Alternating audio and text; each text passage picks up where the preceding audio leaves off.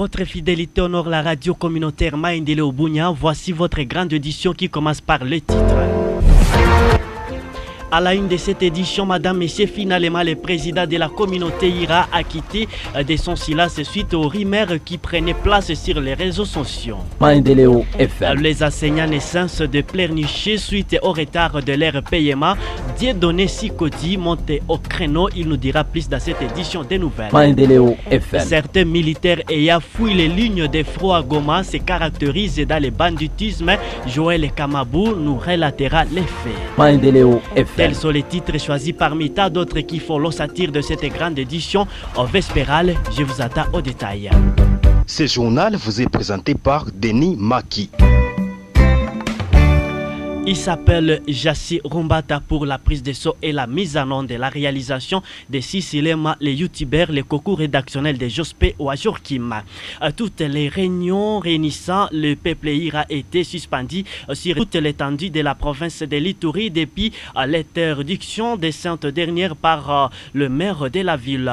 Une confirmation de Moufal Memouindo Mouké, le président de cette communauté à Ituri, suite à une intox virale qui circulait sur les réseaux sociaux disant qu'il aurait une réunion tenue à Kasséni par cette communauté pour récolter les fonds de soutenir les rebelles. On l'écoute. Il y a une intox virale qui circule depuis ce matin sur les réseaux sociaux faisant état d'une réunion communautaire tenue à Kasséni pour récolter les fonds à faveur de Ouazalène. Tenez, chers journalistes, depuis les événements malheureux au Nord Kivu et le communiqué du maire de la ville interdisant toutes les réunions, nous avons suspendu des réunions communautaires sur l'étendue de la province de l'Ituri. Notre représentant, qui est sur place à Kasséni, ne reconnaît aucune réunion tenue. Alors cet aventurier qui veut chercher à faire couler le sang innocent des Nantes et à piller leurs biens, qu'il nous dise qui a tenu la réunion, où s'est-il tenu cette réunion et est-ce que la réunion a-t-elle eu lieu? La communauté Yira rejette à bloc ces allégations qui cherchent à s'aimer la haine tribale entre les communautés ituriennes et se réserve le droit de traduire en justice l'auteur direct ou indirect de ces messages, mais demande à la justice de dénicher cet auteur de l'intox pour subir la rigueur de la loi. À nos membres de la communauté, nous leur demandons à ne pas paniquer, à rester calmes, serrés et à éviter les discussions tendant à mettre à mal le bien-être des autres, qu'ils vaguent librement à leur activité. La communauté ira soutient et continuera à soutenir les FRDC et la police nationale. C'est la seule armée que nous avons dans notre pays. Pendant ce temps, un groupe de présumés pygmées se déduisant des criminels fait souffrir la paisible population dans les groupes Mabakayekou à Cheferi de Babila Babombi. L'alerte est de Grâce Kakine, un activiste des droits humains dans la zone ce mercredi 5 mars de l'année en cours. Consterné par les actes posés par ces hors-la-loi, il appelle les autorités compétentes à diligenter les enquêtes pour stopper ces malfrats. On l'écoute. Nous alertons encore sur la présence des groupes du peuple pygmée qui se faufilés à des criminels dans les groupements Bakayekou, Cheferi de Babila Babombi dans le territoire de Mambasa. Ces pygmées portent des armes à feu et blanches en train d'inquiéter les paisibles populations. Et ce sont ces mêmes criminels qui ont assassiné M. Mboussa Kihangala, habitant du village Papouakina dans cette région de Bakayekou. Chose que nous condamnons avec force. Nous voulons appeler ces belligérants de cesser avec ces crimes. Et nous appelons aussi les autorités militaires de diligenter les enquêtes au sérieux afin que ces criminels soient attrapés et qu'ils soient transférés à leur juge naturel dans cette région. Et les agriculteurs souffrent. Matin, midi, soir, nous alertons qu'il y a des groupes de bandits criminels qui inquiètent les paisibles agriculteurs dans cette région. Et jusqu'à présent, les agriculteurs continuent à souffrir dans cette région de Bakayekou. La société civile de la commune Kimemie à ville de Butembo s'est dit très profondément touchée par les échanges de tirs survenus entre deux factions, soit à Diza ou à Zalendo, la nuit du lundi à ce mardi 4 mars 2025 à ville de Butembo, et c'est dans la municipalité de Kimeni. Cette structure citoyenne exige la traque des hommes armés pour restaurer l'autorité de l'État. Plus de détails dans cette correspondance signée depuis la ville de Butembo. La société civile à commune Kimemi en ville de Butembo déplore cette manière d'agir de ces milices qui se bagarrent en pleine ville de Butembo, tout à l'heure rappelant que leur place est à la rade ainsi qu'à la ligne de front contre les rebelles étrangers qui agressent le pays. De l'autre côté, la société civile à commune Kimemi dénonce l'inaction des services de sécurité qui observent la situation qui ne cesse de prendre une allure inquiétante. Jack Bohassa, de cette structure citoyenne, a lu leur déclaration. Face au cas récurrent d'affrontement des factions Maïmaï dans la commune de Kimemi, la société civile exige aux autorités de l'état de siège de les traquer pour assurer la sécurité des habitants. Ces deux factions ne sont pas à leurs premiers affrontements et leur rivalité devient une menace permanente à la sécurité des populations. La société civile, noyau de Kimemi, condamne ces affrontements récurrents en pleine ville et leur rappelle que leur place est à la rade ainsi qu'à la ligne de front contre les rebelles du M23 soutenus par le Rwanda et contre l'activisme des ADF. Les noyaux de la société civile de la commune de Kimemi dénoncent l'inaction des services de sécurité et des autorités de l'état de siège qui laissent pourrir la situation. Nous exigeons ainsi la traque de ces groupes armés qui ne cessent de troubler la quiétude et le bien-être des habitants de la commune Kimemi en particulier et celle de la ville de Butembo en général. C'est ainsi que les forces vives de Kimemi exigent la traque de ces hommes armés pour enfin restaurer l'autorité de l'État dans cette partie de la ville de Butembo. Butembo, Nzangos Moviswa, Radio Communautaire Maendeleo Bunia. Le commissariat urbain de la police nationale congolaise a présenté officiellement de présumés bandits au maire de Beni ce mardi 4 mars à l'hôtel de la ville. Au total, un groupe de 4 hommes, dont 2 civils et 2 militaires parmi les fuyards de guerre sur la ligne de front à Lubero. Joël Kamabou nous fait les points. C'est dans la nuit du 27 au 28 février que les éléments de la police du groupe mobile d'intervention GMI ont réussi à mettre le main sur ce présumé bandit après avoir opéré dans une résidence située à Mupanda, commune de Rwenzori, où ils ont emporté le téléphone, panneaux solaires, une somme d'argent et d'autres biens de valeur. Interrogés, ils ont avoué avoir braqué notamment le civil à les troquer et inquiéter la sécurité de la paisible population, tel que renseigne le communicateur de la PLC ville de Beni, Nasson Mourara, lors de la cérémonie de présentation de ces derniers à l'autorité urbaine. Ce monsieur ici, pendant l'opération, il a abandonné ses souliers sur la scène. Et le matin, quand nos éléments sont venus pour faire les enquêtes, ils ont trouvé les souliers de ces messieurs. Et les souliers qui a été remarqué par un habitant de la place et qui a dit: ces messieurs, je connais les porteurs de ces souliers ici, c'est monsieur Elimou. C'est comme ça que, comme Elimou habitait ce même quartier-là, mais chassé par ses parents, il y a quelqu'un qui connaissait où trouver ces messieurs ici. Et c'était à l'étroc. C'est comme ça qu'on est allé chercher ces messieurs. Et on a retrouvé des panneaux solaires là-bas. Et après ça, on a trouvé le monsieur, il était absent là-bas. On est allé lui maîtriser chez Ngoma Nene.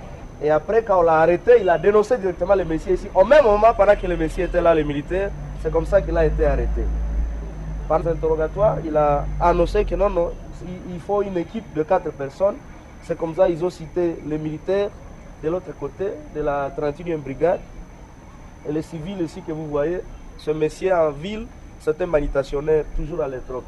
Mais la nuit, ils opèrent pour trouver la quiétude de la paisible population. Et nous les avons arrêtés à travers le groupe mobile d'intervention, GMI, et ils sont maintenant entre les mains de la police. De son côté, le maire de la ville de Beni, le commissaire supérieur principal, Nyofo Tekoudal Jacob, a félicité le travail abattu par la PLC et a ordonné à la police de rentrer ces présumés bandits à l'auditoire militaire garnison de Beni pour répondre de leurs actes.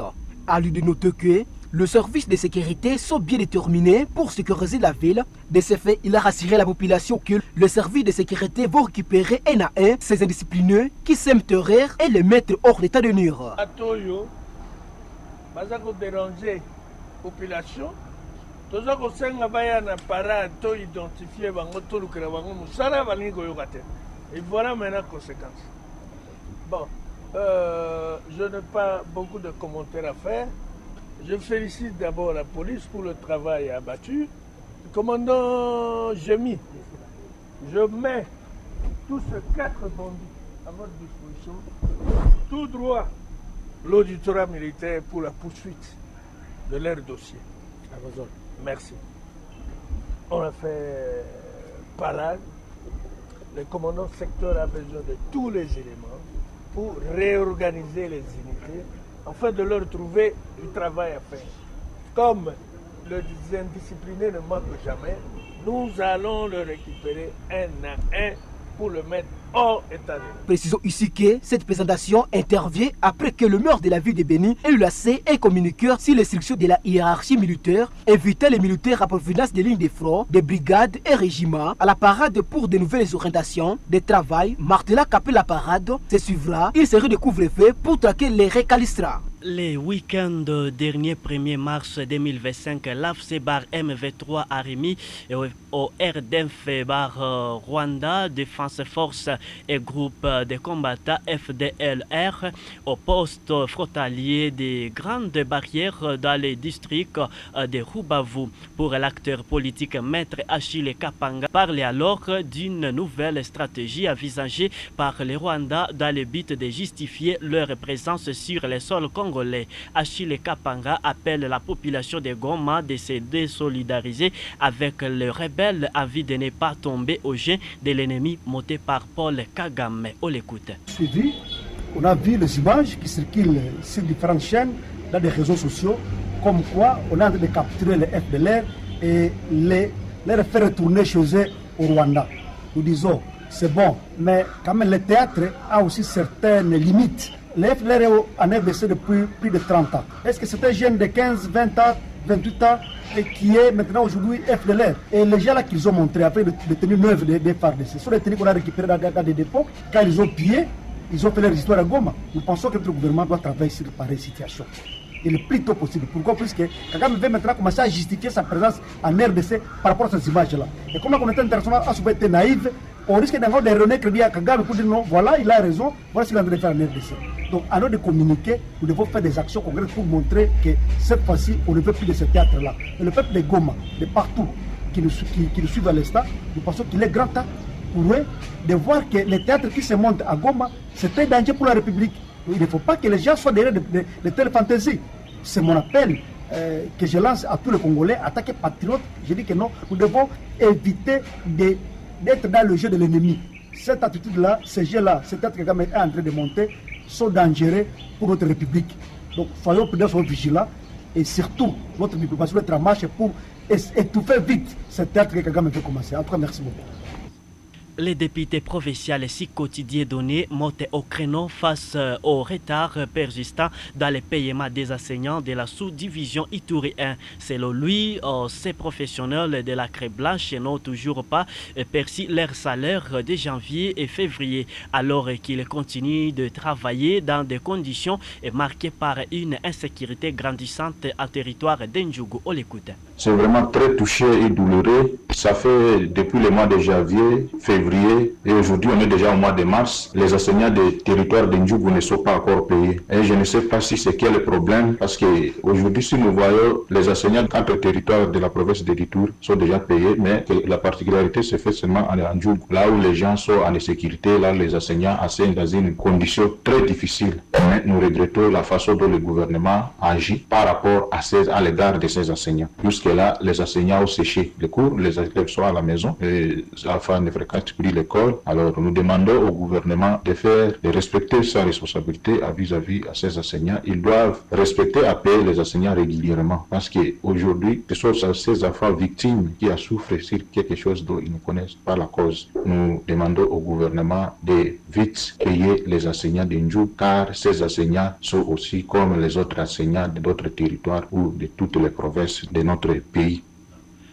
Melchior Kundikale, le des acteurs politiques du territoire d'Irumu, alerte ce mercredi 5 mars 2025 sur la dégradation très avancée du Potalolo reliant les deux localités, notamment la localité Magimba dans la chefferie des Andisoma et Nikagoro dans la chefferie des Mobala. Il demande aux humanitaires de venir aux rescousse de la population. Suivez-les. J'alerte sur la dégradation très avancée du port relié à la chefferie des Andisoma et celle de Mobala qui présente un danger permanent aux usagers ainsi qu'à toute la population qui se servent de ces ponts. Il s'agit de Potalolo qui relie la localité Magimba dans la chefferie des Andisoma et Banikagoro dans la chefferie de Mobala. Ces ponts d'une importance très capitale facilitent la population à expédier urgemment les malades transférés à partir de différentes structures voisines à l'hôpital général de référence de Niakoundé Sémé Village. Mais aussi, il aide aux élèves et enseignants à accéder dans les différentes écoles se trouvant au centre de Niakoundé. Nous demandons à l'autorité provinciale, aux hommes de bonne volonté ainsi qu'aux ONG de venir en aide pour la réhabilitation de ces ponts avant que le pire n'arrive, car à présent, la population manque commence à fréquenter entre ces deux localités. Nous supplions l'autorité provinciale de jeter un coup d'œil sur la chefferie des Andissoma pour que ces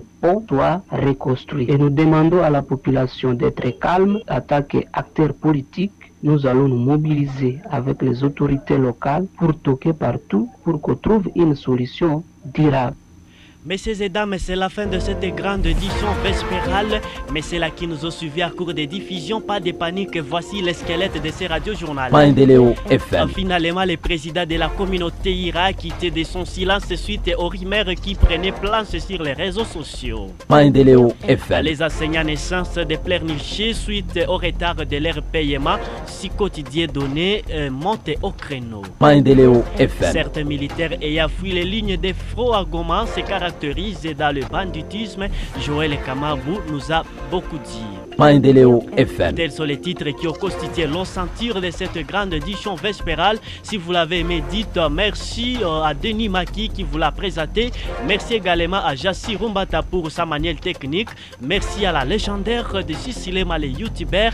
Merci aussi à Jospé Ajorkim qui a concouru à sa réalisation avec Victor Loela. Dites aussi merci à Biamungu Kachelewa parce que c'est sous sa direction que nous sommes là. Ne manquez pas de suivre cette même édition sur TikTok. Écrivez tout simplement Maendeleo Bunia TV, mais aussi sur Facebook Maendeleo Bunia TV et aussi sur notre chaîne YouTube Maendeleo et Bunia TV. On se retrouve très prochainement. Quant à moi, je vous salue. Bye bye.